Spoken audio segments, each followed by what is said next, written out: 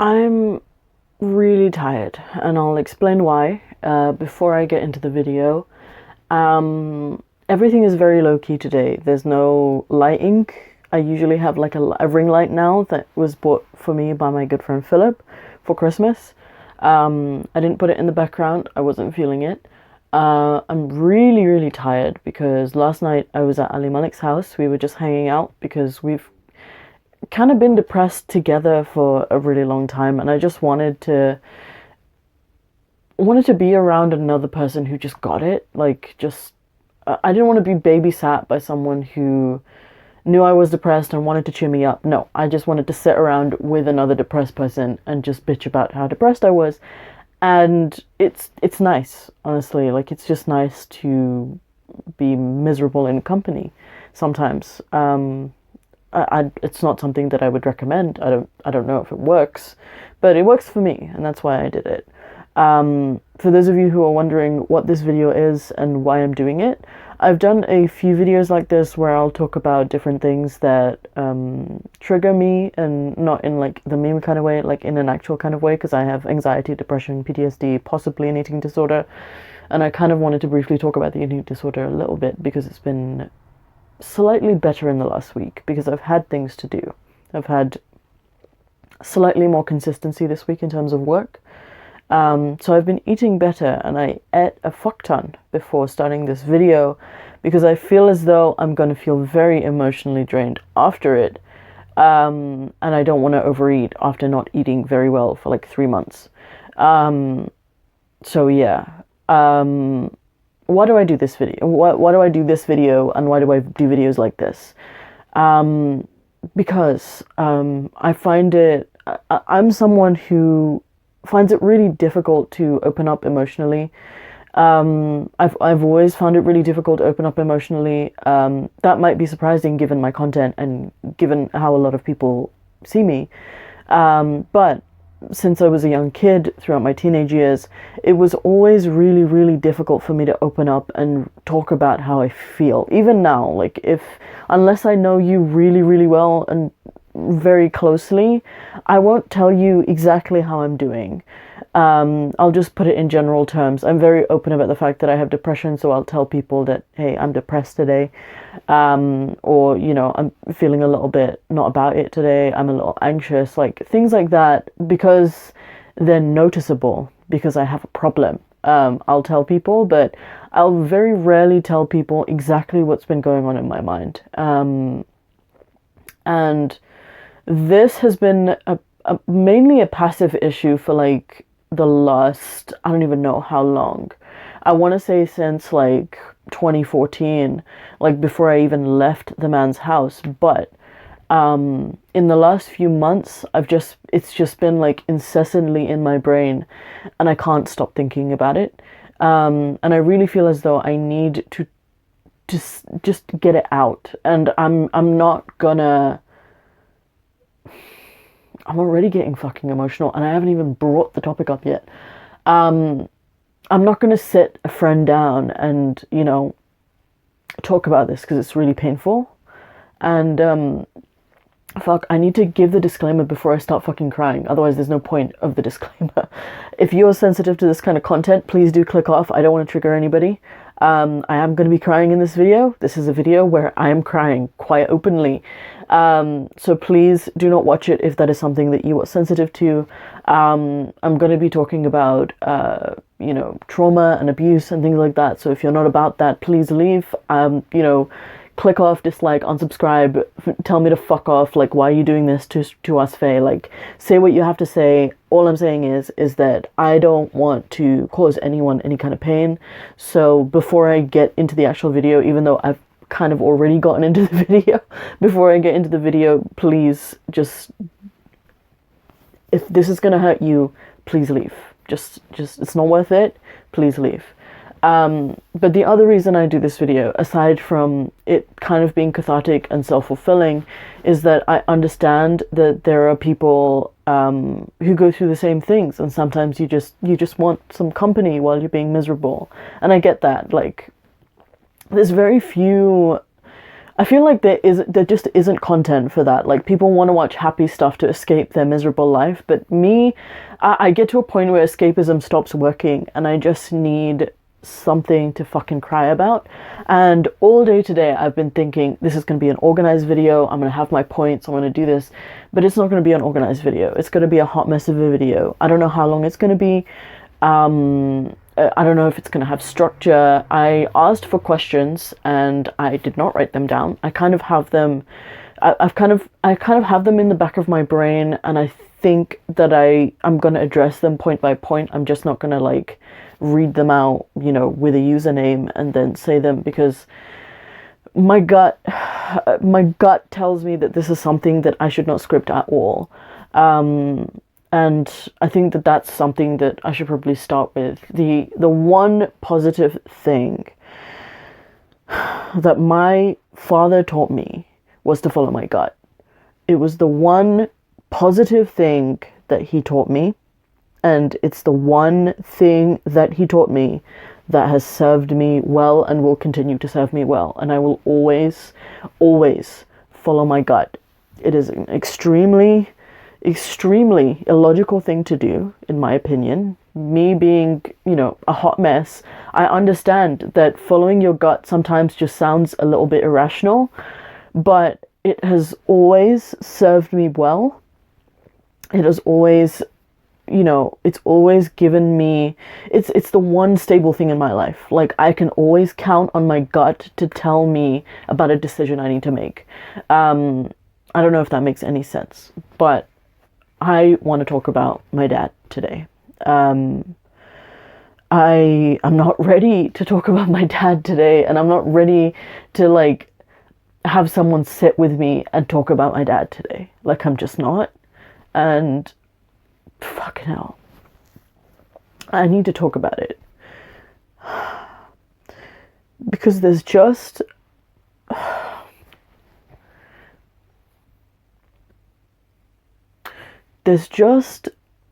parts of me that I cannot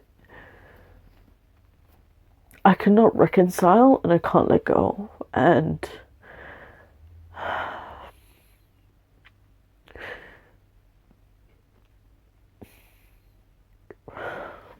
can I do this? Is this going to be a video? Fuck.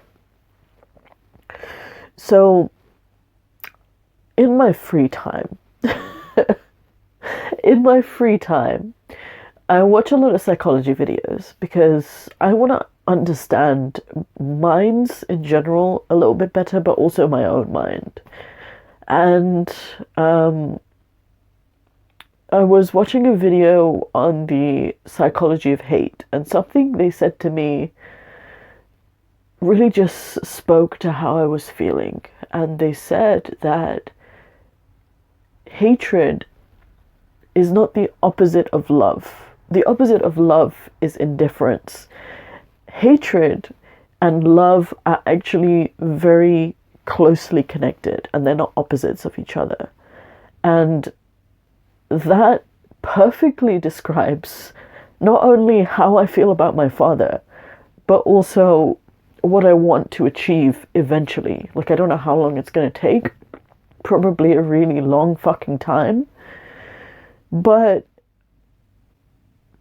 I want to get to a point where he's not even present in my brain anymore. But everything... Yes, I did just eat one of my tears. I'm so, like, I don't know what I'm doing here. You're gonna have to bear with me just a second.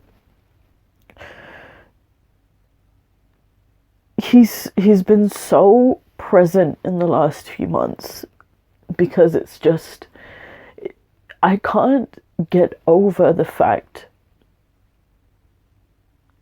that I hate him so badly for everything, and I'll explain that. I hate him so badly, but also, like, if he was to die tomorrow, and I had the weird opportunity of like seeing him before he died, like, I genuinely don't know how I would take that. I think there's a part of me that would be relieved and glad and feel like he deserved it, which is horrible because I don't celebrate anybody's death. Like, it doesn't matter how bad they are.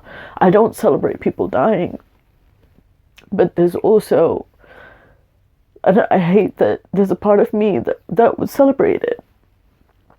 But there's also a part of me that would be just really upset, and it's confusing. It's a confusing thought. Fuck.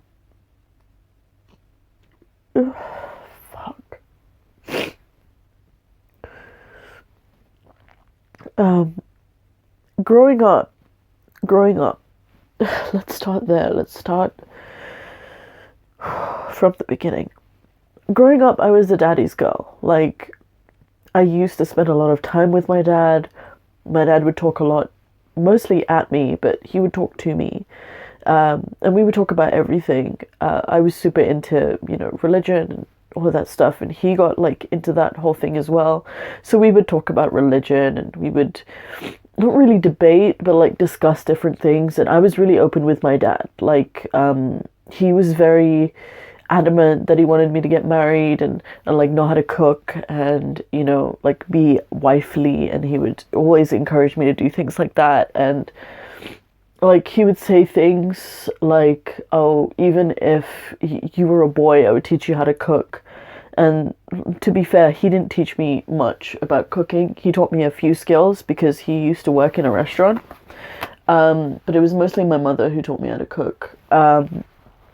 But he would, like, encourage me a lot to, prioritize learning how to be the best possible wife/mother, because that's where he saw me going. And because I loved my dad, I would comply and be like, yeah, I'm gonna learn all these things. And there were points, because my dad absolutely despised my brother who's like 2 years younger than me. His name's Mohammed. Or Tarif. We Bengalis have two names. I don't, but my brother did. But he and my brother didn't really get along because my brother was kind of, first of all, he was rebellious, but he was also stupid. And I think that, and that's like not me taking a shit on my brother. Like, he just wasn't the sharpest tool in the shed. And so when he was rebellious, he wasn't really good at hiding it, and he would get caught a lot. And my dad would really beat him up. Like, he would really beat him up. So to put it lightly, they didn't get along. My brother was quite attached to my mother, actually, which is like a whole other video. But so for a while, it was just me, my brother, my mom, and my dad. And then my sister, 10 years after I was born, So my dad would mainly spend a lot of time with me whenever he was always in the house. My dad was like useless. He was a deadbeat. But, I loved him because he was my dad. And anything he said, I would always just comply. Like, I was essentially just like his little helper. I was essentially just his pet. Anytime he needed validation, anytime he just needed to like vent or, argue, or not even really argue, he just wanted to talk at somebody, I would be that person. After my mother died, I very much took over the house as like the woman of the house. I was cooking, cleaning, doing everything. And, anytime he just wanted to let things out because his wife had died, that there just wasn't that person there anymore. And my dad, he was kind of a nutter. I think that he definitely is a narcissist, but I also suspect he has psychosis. I'm not entirely sure. I'm not a professional. I know my dad really well. I got to know him really well. And after my mother passed away, I, became the confidant. I knew everything that came out of his fucking face. Every word that came out of his face, I heard it. I I heard everything, every terrible thing, every good thing, every awful, like, most of it, 80%, I would even say like 95% of it was awful, or just awful shit about other people. He was super paranoid about different family members, different people in the community, every single fucking user on the internet. Like, he was just always paranoid, and he just needed somewhere to vent, and I was that somewhere. One of the biggest complaints that my grandmother, his mother, so my father's mother, had against me after I had reported him because he was so abusive towards, at that point, towards me, but also everyone else in the house, like to the youngest fucking kid. The biggest complaint that my grandma had was that I was my dad's best friend, and she couldn't believe that I had betrayed him, even though that was her complaint. Like, my dad told me everything, and I told my dad everything. Like, we would talk about everything. Like, if I had questions about sex, I would take it to my dad. Like, I was so just very calm and cool with him. Like, I could ask him anything and everything. You know, when he got married for the second time, which was a fucking disaster, he would bounce that off me and ask me about, like, the kind of woman he was looking for. And then later, when he wanted to divorce his wife after 3 weeks of being married to her, and this was after my mother passed away, you know, he would tell me why he didn't like his wife. And it was, like, really graphic stuff that he was telling me, that I just didn't need to know. Whenever he had, like, crazy ideas, he would tell me. He would never listen to what I was saying, but he would tell me. So it was, like, I always say that the relationship that me and my dad had were almost like we were best friends. We knew everything about each other, and we would tell everything to each other. And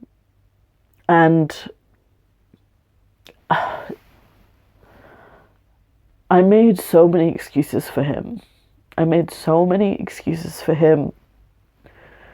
All the horrible things he did with, you know, mainly my brother, which I feel like was such a huge point of contention between us, like me and my brother, who's, like, the child just after me. I think that most of, like, the hatred we felt towards each other was because we were so contentious about my dad, because my dad would, like, beat the fuck out of him.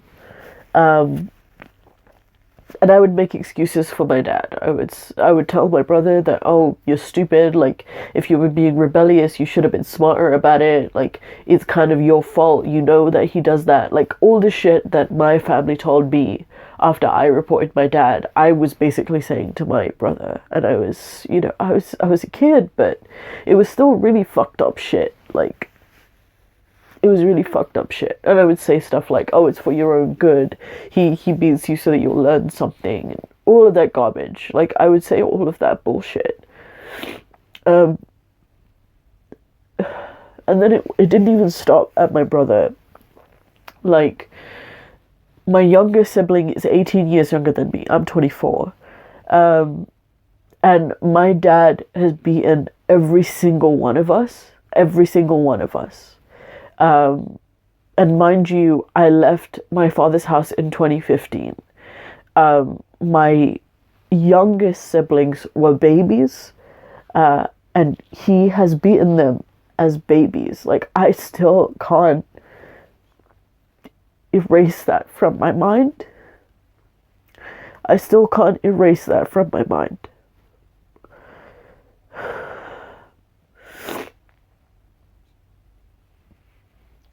And how much I hate him for that, and how much I hate myself for that.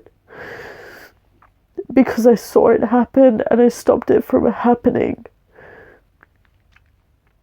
But I saw it happen. And for like a split second, I didn't know whether or not to stop my father from beating a baby, not a child not an infant, not a toddler, a baby.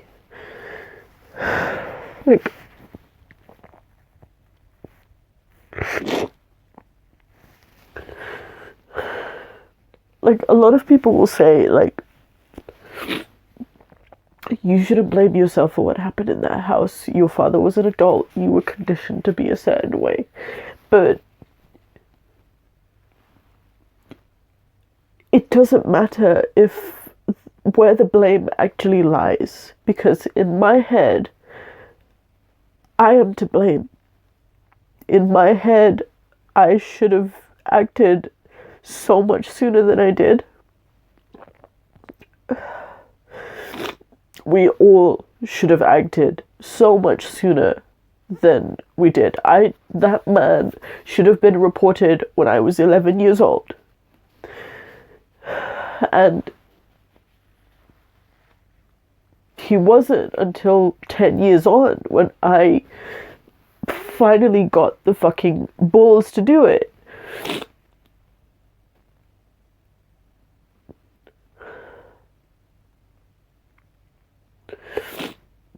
And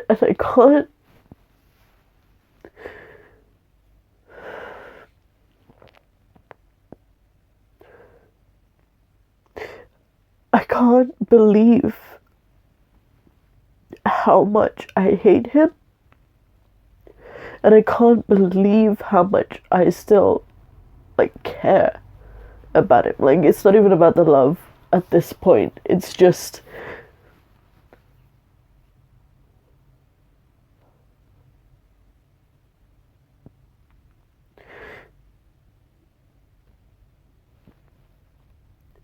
"8 years ago, if my father was to be attacked rightfully, I would have defended him tooth and nail. If he was to get beaten or even killed, I would jump in front of him to stop it. If my father had told me to dig a ditch in our backyard and slice my throat open and fall into it, I would have done it without thinking twice. Without thinking twice. Because I loved him and I trusted him completely and utterly. There was no question in my mind. Because in my mind, my dad was my hero.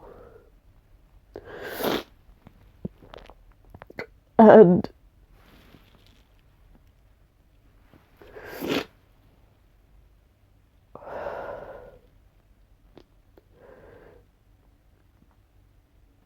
to this day, it's been 4 years since I left his house. To this day, I still cannot believe that he wanted to kill me. And I've heard all the arguments and I hate hearing them. He didn't want to kill you, he just wanted to set you straight. He was afraid, you know, all that bullshit. It's all bullshit.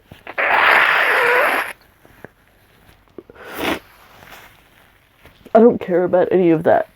I don't care about his reasons. I don't care about the logic behind it. I cannot believe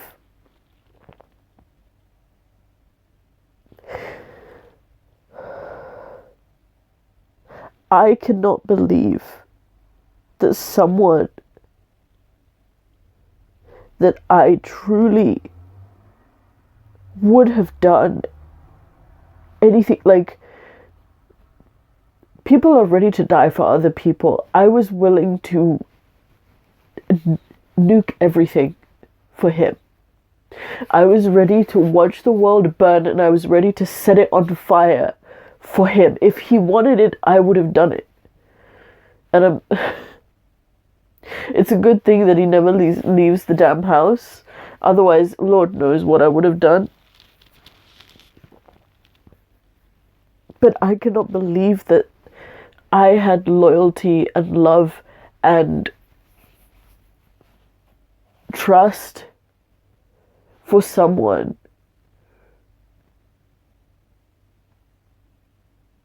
who wanted to kill me. It's been 4 years and I cannot get over the heartbreak of me realizing in an instant, all of a sudden, that my father did not love me. Like, I didn't care that he didn't love my mother. I didn't care that he didn't love my siblings.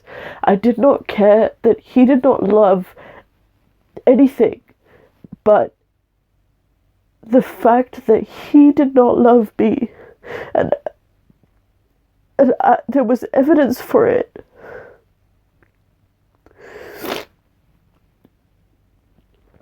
There's evidence for it because he was willing to kill me because the house was untidy.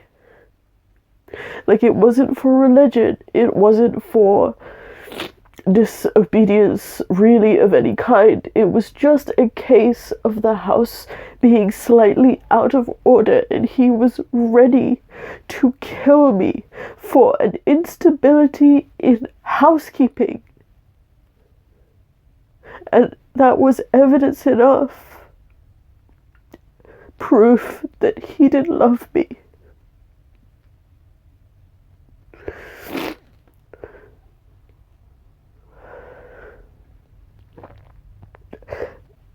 I cannot get over that. I can't process that. I've been escaping processing that. I've been escaping it for 4 years, and it's finally caught up to me. Everything fucking does. Everything that I try to bury into my brain, into my soul, it always catches up with me, and it's been catching up with me for the last 3 months because for the first time in all my life, I'm alone. And I genuinely don't know. I genuinely don't know if it's better for me to be alone.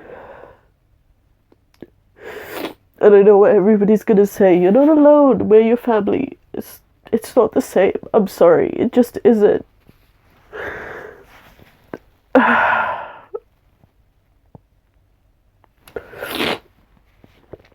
It just isn't the same. I don't know how that sounds. I'm not trying to be ungrateful. I'm doing my best to make you understand that family was everything to me. Yes, I managed it completely the wrong way because it was the only thing I knew, but it was everything to me. I loved my siblings genuinely, and I cared for them, and like, I can still just, like, if I close my eyes, I can still see all their stupid faces, and I can remember good memories, and they're tainted because I can't see them anymore. Family was my entire life. It was something that I had built my entire life up to. Like, I was prepared to take them out of that house and raise them as my own, and it didn't go to plan. And now, for the first time in forever, first time unplanned, I am alone. I've been alone for over a year now, and I genuinely don't know if being alone is better than just blissfully ignoring the fact that my father didn't love me and I had his company. Like, I genuinely don't know. I feel as though I feel as though the placebo effect of thinking that I was making my father proud, gave me the confidence that I needed to just keep going. And I'm not saying that I'm not going to keep going. I am. Like I said, there's often very little use in worrying about me and what I'm going to do with my life because I'm determined to succeed. Fuck you. It's just like some facial cream that fell off the fucking bedside cabinet. I'm determined to succeed, so you don't need to worry about me. But I feel as though, like, since realizing two things. Since realizing that my whole life was a lie and I was wasting my time because I was religious, and now I'm not. And also realizing that my fucking dad does not love me. Mentally, it's been taking its toll. Because none of it is normal, and none of it is real, and all of it hurts. Like, it's when I sit and I think about it, it's just pain. It's just pure, blinding, white, hot pain. And there have been moments in the last 3 months because work has been inconsistent. This week has been really good because it's just been one full fucking week of work and it's been great. I'm tired because of work and it feels amazing. But because work has been inconsistent for 3 months, I've had a lot of time just sitting by myself and reflecting and thinking, and it's painful. It's hours and hours and hours of pain. Like, I can sit and try to take my mind off it. I could watch mindless television. I could watch a bunch of fucking YouTube videos. I can try to be productive. I can make videos. I can write. I can read. I can draw. I can do everything. But at the end of the day, it's just in my brain. Like, you're sitting idle. You're sitting alone. And your father fucking hates you. Like, it's just screaming all the time, like, in my brain, screaming. And I don't know what to feel about it. Like, I don't know if I'm meant to be angry about it, if I'm meant to be sad about it, if I'm meant to miss it, if it's okay to miss it, because it's fucked up at the same time. My nose is so blocked. Oh my god.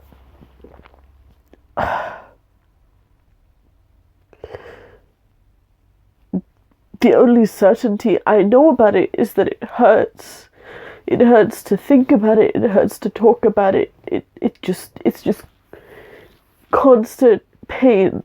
Constant pain. And it's like pain that you can't take anything for. Yes, I can drink myself into a stupor, but I know that's not helpful. And thankfully, I don't have that problem yet. Like, I have alcohol in the house that I haven't touched, like, at all. Like, it's just in the house because people give me bottles, and it's really irresponsible. Please don't give me alcohol. Please just don't. But, and I don't like drinking alone anyway. So you don't have to worry about me. I'm fine. I know it doesn't look it, but I am fine. I'm very responsible with myself. I know my limits. And I know what I need also, most of the time.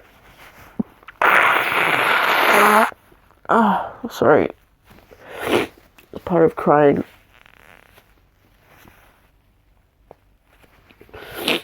But, yeah. Just not having my father's, not only not having his approval at all, in the slightest, because he's an incompetent human being and no one should want his approval, but I still desperately seek it.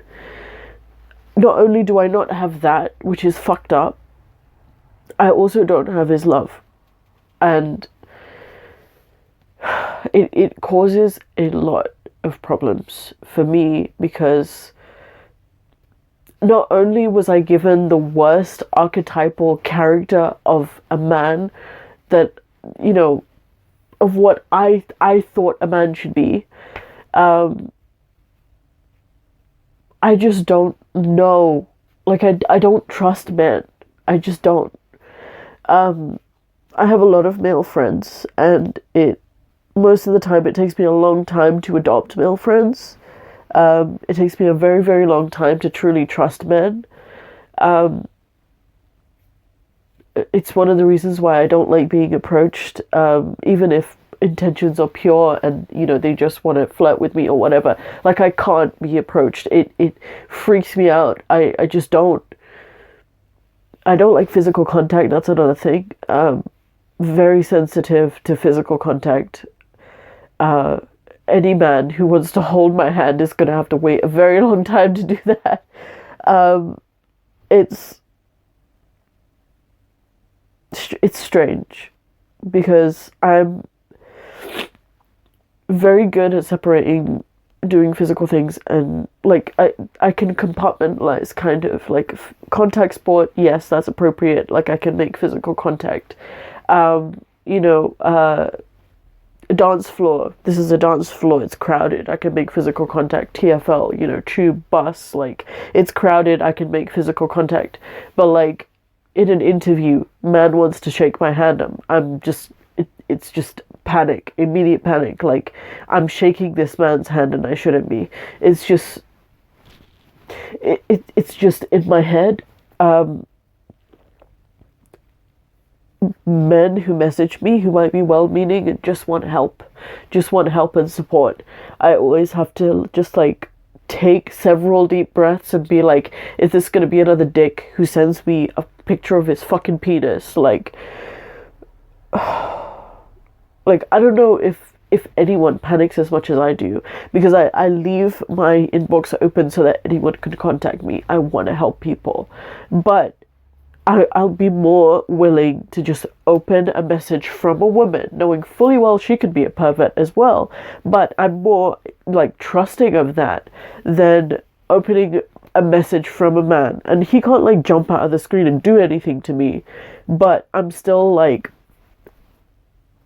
I fucking hate just dealing with that. It shouldn't be like that. I shouldn't have this like mental fucking conversation with myself anytime someone just sends me a message. But I do, genuinely. Like I have so many unopened messages. I have many open messages from men that I will just refuse to reply to because I'm not comfortable. I'm not comfortable with it.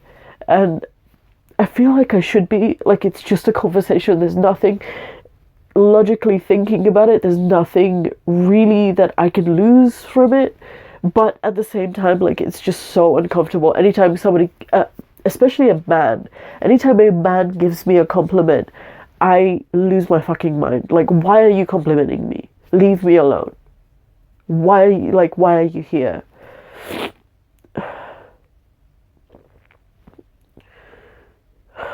I think that the kind of men that I chase also, or the kind of men that I pursue and pursue me, are very much archetypal narcissists. My first like long-term relationship, he was 11 years older than me. He was overweight. He had like a lot of problems. There's nothing wrong with being overweight. I don't even know why I mentioned that. I'm overweight. Like, sorry. But he was 11 years older than me. He lived in a different country. He was extremely controlling. He had an alcohol problem. He would like throw all his problems onto me, and I, you know, just assumed this role of like the virtuous hero that was gonna fix him and everything was gonna be better, just like I did with my dad. Like, I feel like one of the strongest reasons why I stuck it out with him for so long was because I thought he's never gonna seek help, but I can help him, you know? And I just took that role. I just like became this man's girlfriend and later his fiance, my first boyfriend, or I don't know, even fucking know. But I got into this relationship and it was so controlling. Like, he would constantly gripe about money I was spending. He would constantly gripe about my friends and whether or not he thought I should hang out with them. He got really jealous of Alicia. He got jealous of my friend Simon, who I only see like once or twice a year.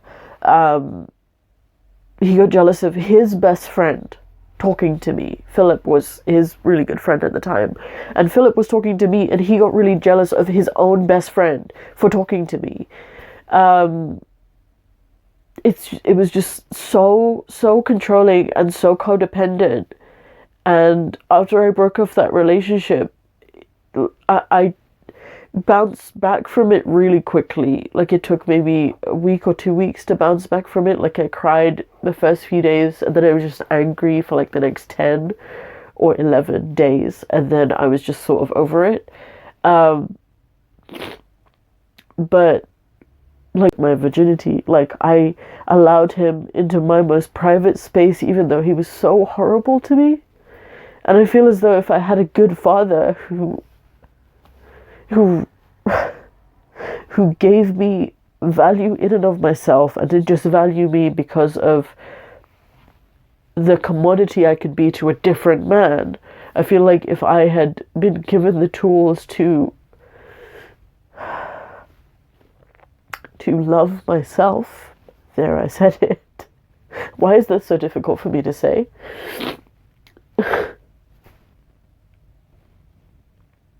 If he had given me those tools, I feel as though I could have been spared that. And also, if I had a good father, I could have told him about this person, and then he would have, like, not... He would have advised me against it at the least, or stopped it from happening, or, like,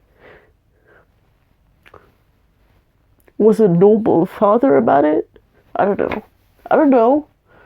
Like, maybe he could have, like, yelled down the phone, like, fucking beat him up. I don't know. Like,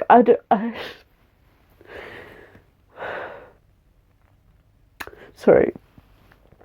I'm, like, beginning to realize that I've been alone longer than I thought I was. And I was just alone in company of terrible people. Like, I'm realizing that I never really had a father, and it's, like, freaking me out.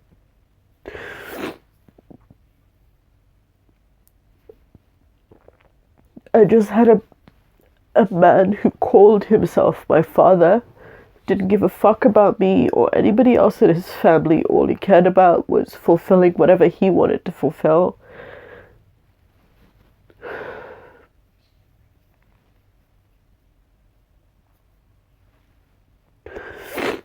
I'm really angry. I'm really fucking angry right now, and I don't really know what to do about it. I should have wrote down those questions, because there were a few really good ones.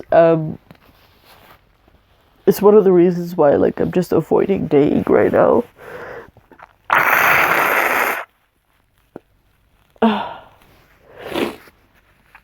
Because I'm always terrified that any man I meet is just gonna be that, like my dad and Derek, like my ex.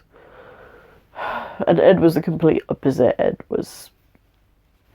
He was lovely. He was a great, just pure-hearted soul that I could not abide, because I needed him to be himself, and I was taking that away from him being in that relationship, because I'm a very big character. So in a relationship where I've kind of found myself, and I'm doing all these things, and I'm just, like, constantly moving, and then this person who's just an empty vessel, who hasn't found themselves, just filled himself up with me. Yeah, it just had to end.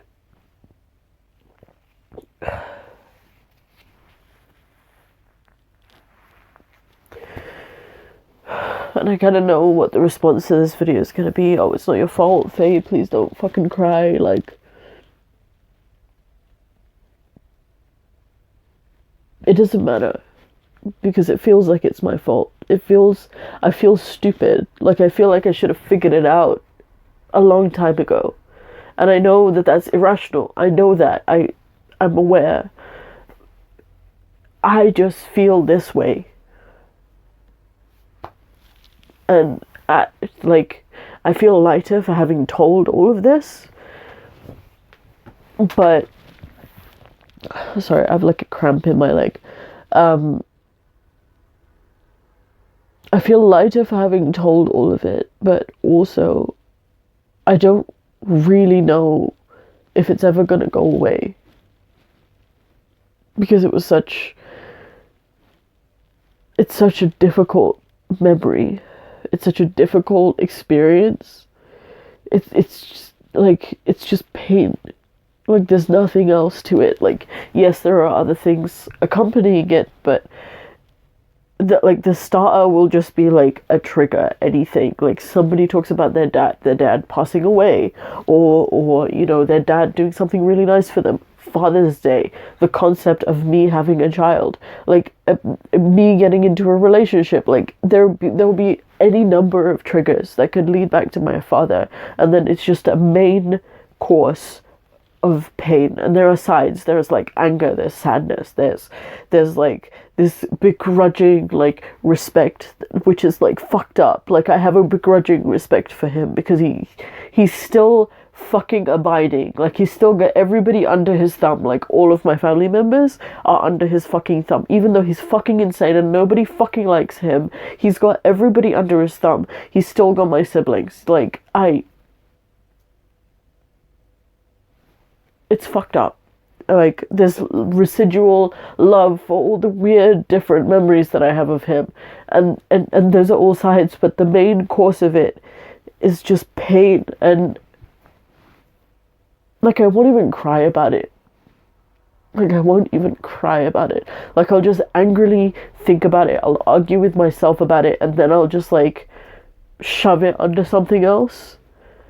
Like, this would be the first time that I'm actually talking about it.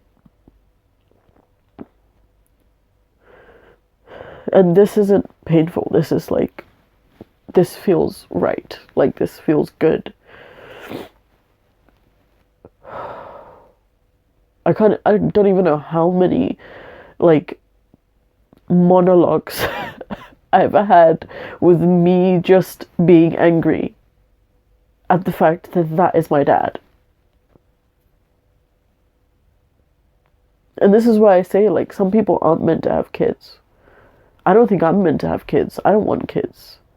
I'm so terrified of me becoming that. And I've heard all your arguments. That's not going to be you. You care about it. So that's evidence that I know. But it's still, like, in my brain that,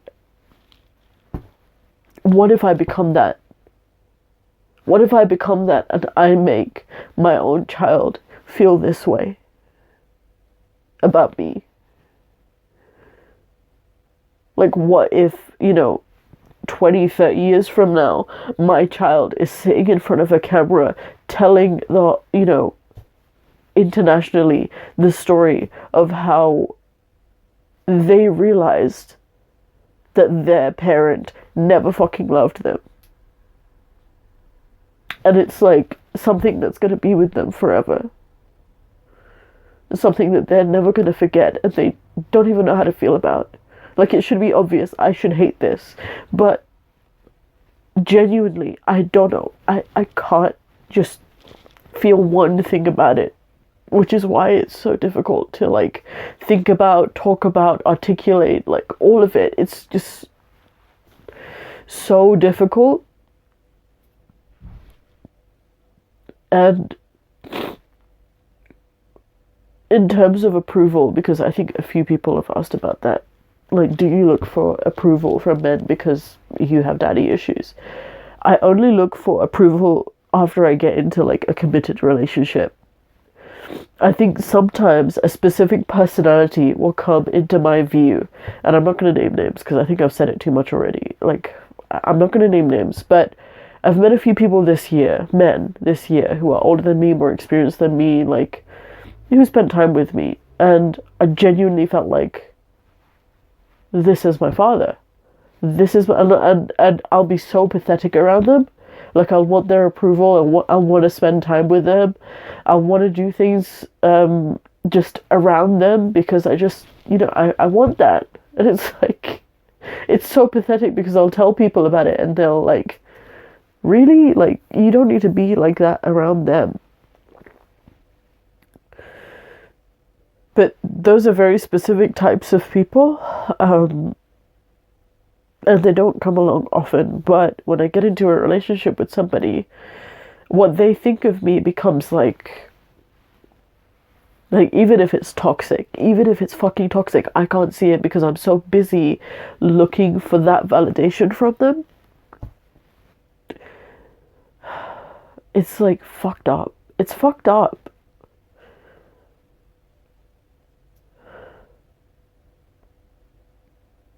I'm sorry, this video has been like, I don't even know how this is gonna do. I think the last video I did like this was probably my existential crisis video, which kind of had a happy ending because I'd like resolved it. Sorry. To anyone who's wearing headphones, I'm really sorry. But I don't think this has a conclusive or happy resolution. There is no resolution to this. This is just something that I feel as though I'm going to be dealing with forever. Like, maybe it will become less, you know, as the years go by. But I don't know if it will ever truly go away. I don't think it will.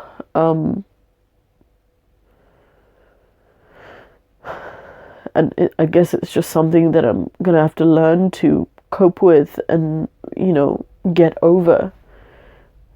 And I guess that's just living, you know. Sorry, that's fucking depressing.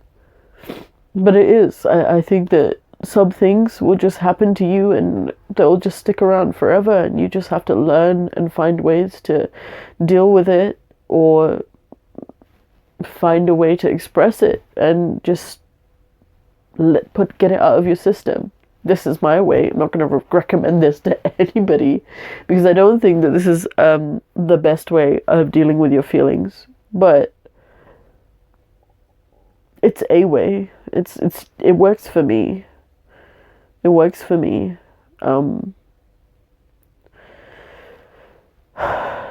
So yeah, that's the video. I'm too tired to chill or do any of that. I needed to make this because I've been stalling for so long and it's been in my mind for so long. And I think that with this, even though I know the thought won't completely disappear, I think it will definitely become less prominent because it's out now. It's out in the world and it's not just in my head anymore.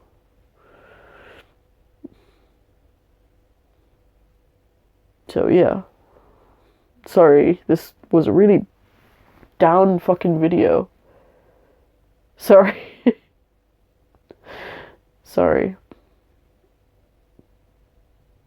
I just wish I had a normal dad. That's it. Let me end on that. I wish I had a normal dad. You know what? I'll end on a positive. You know who my surrogate father is? Bill Burr is my surrogate father because the way he rambles really just takes me home, like in a positive way. Like, I'll just put on something like his Monday morning podcast, or I'll put on one of his specials, and him like yelling and complaining about shit just takes me home. Like, I feel calm and rested, and it feels nice and good and normal, even though that's really not normal. It feels normal. It feels normal to me because that was my normal, like just dad throwing his fucking conspiracy theories in my ears and into my young mind. And that's what makes me feel at home, and that's one way that I'm coping with my fucking daddy issues. I don't know if it's a healthy way, but it's a way that I'm dealing with it, and there's certainly worse ways of dealing with that. I have a few father figures. I'm not going to mention them here. Don't think it's appropriate. But I have a few father figures that I look up to now, and, you know, none of them are fucking around me. But there are certainly people that I can go up to and ask for advice and, you know, check in with, and I know will have my back. At least one of them will have my back. If, you know, something got really serious, like I'm getting like a second-hand father figure experience, but I just wish my real dad was my real dad, you know. But that's life. There's anyone who related to this or found this absolutely fucking horrific, please leave it in the comments below. I'm gonna have to go. Like, I'm just gonna have to get in the shower and just power cry for like 20 minutes because I'm so empty right now.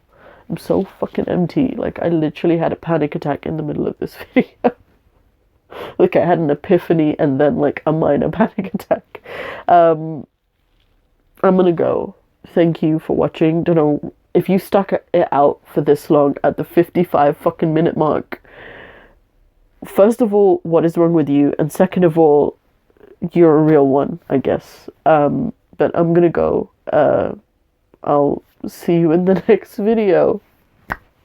It's a terrible video. Why did you make this? Why did you make this? Why are you...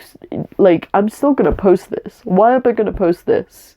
Because if I don't, then there was no point to this. No, I do think that this is a relatable experience for a lot of people.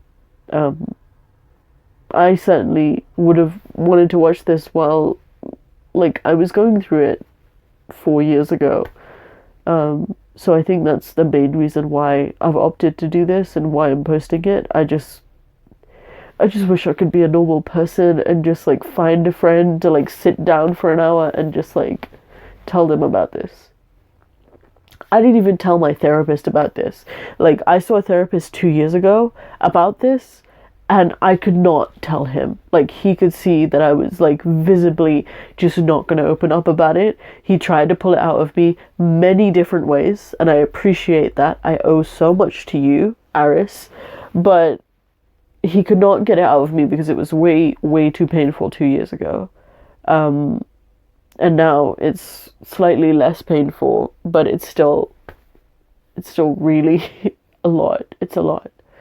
But I'm gonna go. Have a good rest of your evening, morning, afternoon, whatever time of day it is. And I'll see you most likely on Sunday for a live stream. If there's any kind of topic you want for that live stream, let me know. I will take it on board.